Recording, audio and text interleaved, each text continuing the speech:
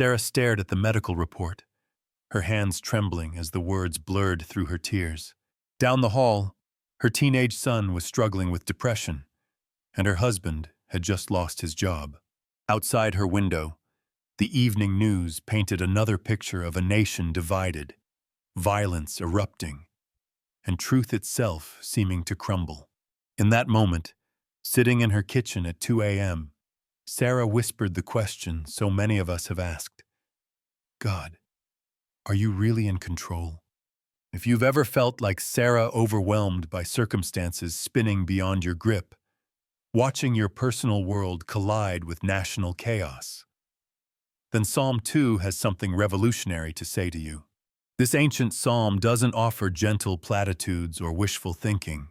Instead, it thunders with a truth so powerful it can transform how you see every crisis, every fear, every sleepless night you've endured. Picture the scene. Nations in uproar, leaders plotting, people shaking their fists at heaven, declaring they don't need God's rules or His authority. Sound familiar? We're living this psalm today. But here's what will stop you in your tracks. While all this rebellion rages, where is God? Pacing heaven in worry? Wringing His hands in desperation? The psalm gives us His response. He who sits in the heavens laughs. This isn't cruel mockery. It's the confident joy of a father who sees the end from the beginning. While you've been losing sleep over what might happen, God has been smiling because He knows exactly what will happen. Every scheme against His people, every attempt to silence His voice, every crisis that makes your heart pound. He saw it coming and already prepared His answer. That answer has a name: Jesus. I have set my King on my holy hill, God declares. Not I will set or I'm hoping to set, I have set. Past tense, finished. While the world demands new leadership, God announces He's already installed His King, and that King's reign is unshakable, unstoppable, and unchanging. But here's where this psalm becomes breathtakingly personal. After declaring His Son's absolute authority, God extends the most tender invitation you'll ever receive. Kiss the Son. In ancient times, kissing was how subjects showed both respect and affection to their king. It wasn't distant reverence. It was intimate honor, drawing close enough to express love.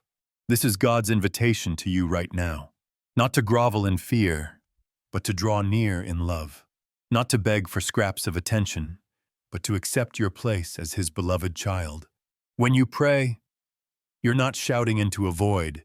You're accepting God's invitation to kiss His Son, to come close to Jesus, and share everything that's breaking your heart. Remember Sarah in her kitchen? 3 months later, she would tell you that her circumstances hadn't magically resolved, but something profound had shifted. She discovered that prayer wasn't about convincing God to care. It was about accepting His invitation to experience His peace in the middle of the storm.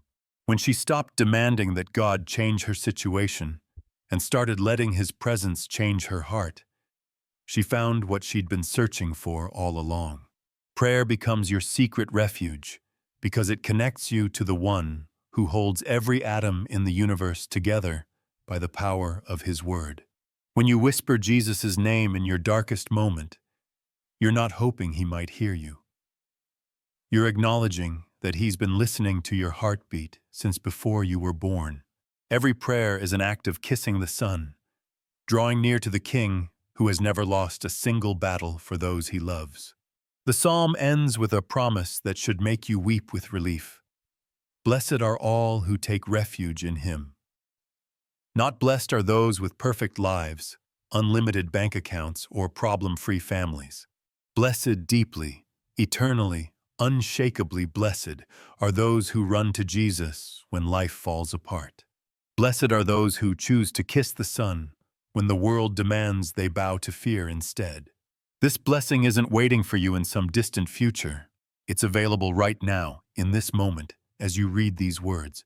Jesus isn't asking you to clean up your mess first or figure out all the answers. He's simply saying, "Come to me as you are. Bring your broken heart, your worried mind, your exhausted soul.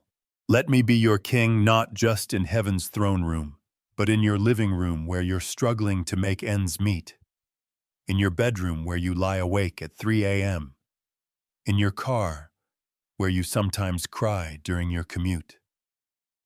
The most beautiful truth of all is this: your world isn't falling apart. It's falling into place under the gentle, powerful hands of the one who loves you most. What feels like chaos to you is actually God positioning every piece for your ultimate good and His perfect glory. The king you're invited to kiss isn't distant royalty demanding tribute. He's your brother, your friend, your savior, who would rather die than live without you. Right now, wherever you are, Jesus is extending His nail-scarred hands toward you. He's not waiting for you to get your life together or your faith stronger. He's inviting you to come close, to kiss the sun, to discover that the peace you've been desperately seeking isn't found in having all the answers. It's found in knowing the one who is the answer. The King is on His throne. Your name is engraved on His heart. And blessed, oh, how blessed are all who put their trust in Him.